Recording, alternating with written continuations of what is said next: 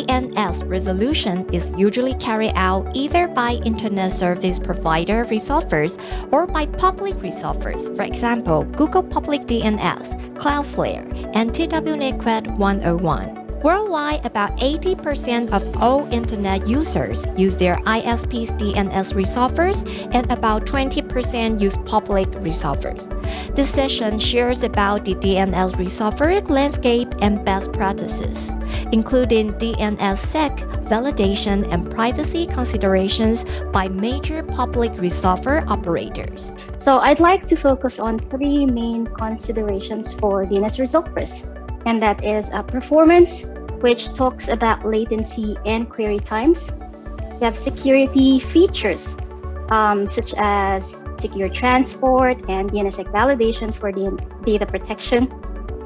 And lastly, add-on features such as filtering, mostly for user protection. Encrypted DNS, such as DOH, is not only for privacy, it can also be used to bypass firewalls, say Naiwen Shi, Director of Tech Department at TWNIC. He noticed this is why so many DOH users come from China, and there will be more in future. She also shared about operational challenges, like security attacks. DDoS is always there, but about 3 months ago, it became huge and frequently. And the second issue is the maintenance cost.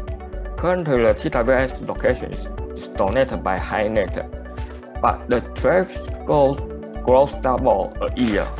Maybe a few years later, it will over the donation. At the beginning, we do not expect it grows so fast. So currently, the bandwidth is enough, but maybe a few years later is the issue.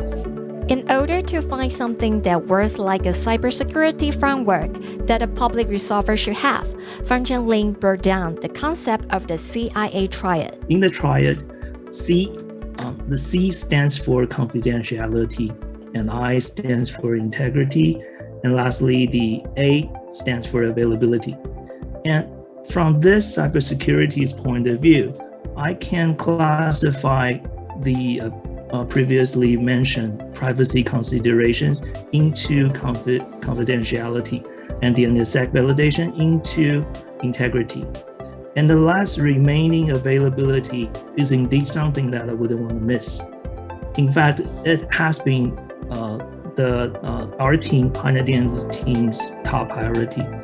In terms of the commercial field, Lin also pointed out how clients familiar with the technology could be more critical than whether the technology itself is ready. We're talking about DNSSEC validation. So what's the value of DNSSEC validation?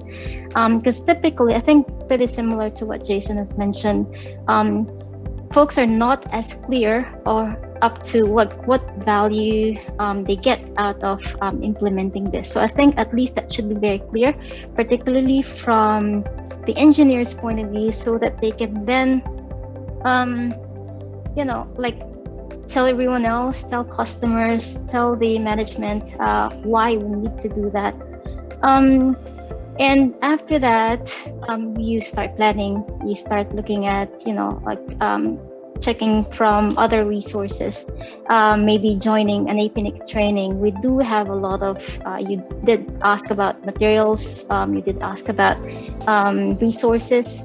Like in APNIC, we have done a lot of talks about DNS and DNSSEC.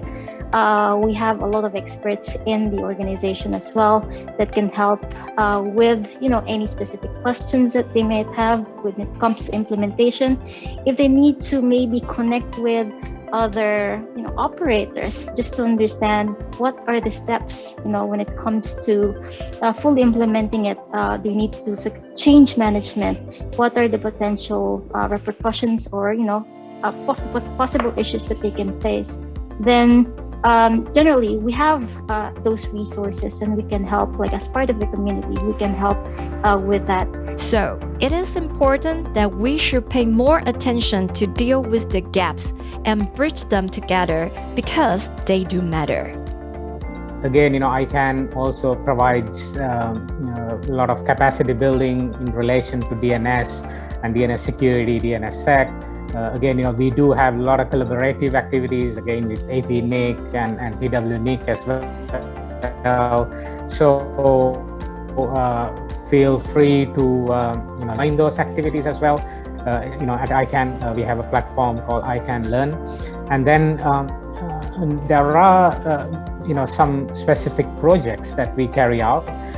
One of the important work that we have been carrying out, there is an initiative called Kindness, and if I just spell it out, that's KINDNS. So that is kind of spelled as kindness.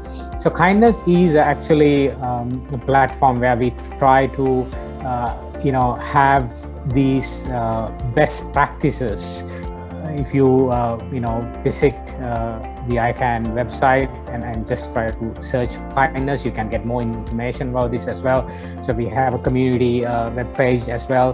There is a mailing list. So the whole idea here is that whoever running your DNS, whoever running DNS operations, DNS infrastructure, can share these best practices, so we can all follow each other and try to gather the best practices and try to implement those.